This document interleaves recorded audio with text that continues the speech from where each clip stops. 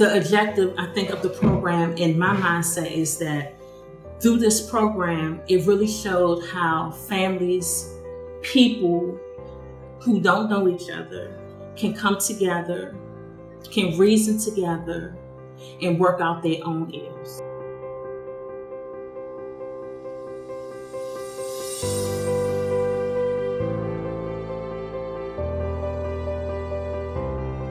I am an attorney in D.C. I represent both adults and juveniles charged with a crime. I've been doing this kind of work for about 30 years.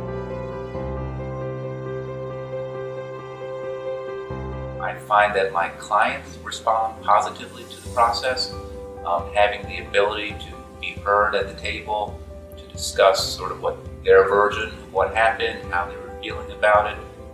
Restorative justice gives them an opportunity to sort of open up and talk about things on a wider scale. So it's good for them, I think. When the families came together, we were seated in a circle, which I thought was really, really good, because it gave everyone a chance to just kind of open up and to face one another and to really deal with the issue at hand. Help them. Sit down, talk to them. Let's talk it out. Let's see how we can get through this. Let's see how we can change our attitude and help each other so that we won't run into this kind of situation again.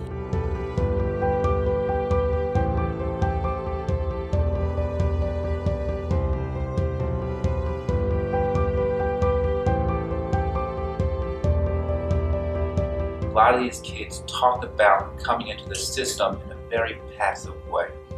They never talk about it like, I did this, but rather, I caught a charge, the way you or I might talk about catching a cold, sort of this random thing that happens to them. And I get why they talk about it that way. I think a lot of them grow up in neighborhoods where there is so much crime going on. It's just something they see all the time, every day. And it's just sort of random who gets caught that day. Everybody's doing it, and I just happen to catch it this day. But having them sit down and speak with a victim, and hearing from a victim firsthand about how that victim went through the process, or what it meant to them to be robbed, to have property taken from them, to be physically assaulted. All of a sudden, the client can't help but feel some empathy, some responsibility for what they did. And I think that's just so important. And for them to see the victim willing to come in, sit down, and speak across the table to them, they're like, okay, this isn't just some nameless, faceless dude. This is Mr. Harris, who's going to come talk to me about this, who's taking the time to talk to me about it.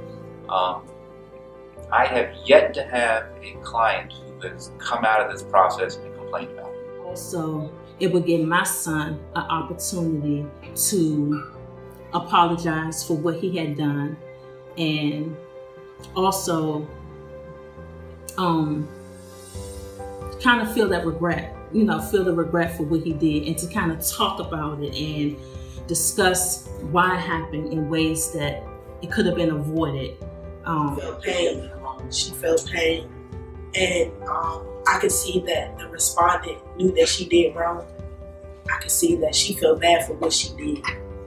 And hearing the victim, it was probably like, oh damn, like, did I really do this? And I feel horrible that I did this. And I felt like it was an excellent opportunity for him to really pull himself together, to recognize what he did and to pull himself together. And he's still in the program, and since he's been in the program, he has shown tremendous maturity and improvement in school, in his relationships with family and friends. He knows what he did was wrong. He knows he doesn't want to go back down that road with the court system. And I participated. That was great. That situation happened, we restored it with the circle. And I really do think that circle did work, because that respondent has calmed down. That respondent isn't taking criticism and negative verbal praise and stuff like that. That respondent isn't taking it the way they was before. And that's for me working with the respondent after the song.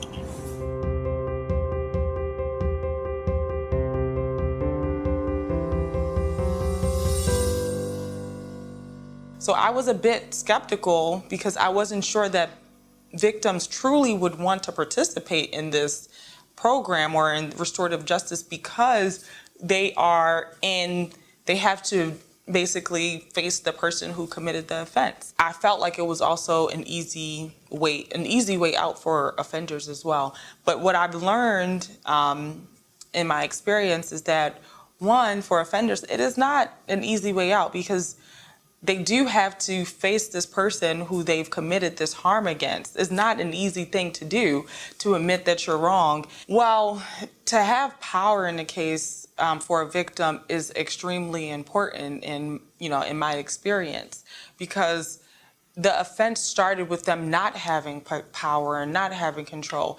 And then after the offense, they may still feel like they don't have that power and control. So restorative justice is a way for them to regain that power and that sense of control that they lost, which they can take with them moving forward. But I was just glad that you decided to have that circle, because that at that point it was an opportunity for her to express how she felt. Now, I know how she felt when she came home, and we talked about it just that one time. But when we had the meeting, when I heard all of the things that she said, I was like, and I was shocked, because that was the very first time that she's actually opened up and actually said how she felt. And I was proud of both of them, because they both were receptive, they both understood, and then they both were even compassionate with each other. I have found that there are many victims who are interested in participating in restorative justice. There are victims who say, before we even discuss restorative justice, they're like, is there an alternative to the traditional justice system? Not only are they seeking it, but even ones who may not have been familiar with it, and even those who participate in restorative justice and then they enter it skeptical, they leave out many times with a resolution that they are happy with.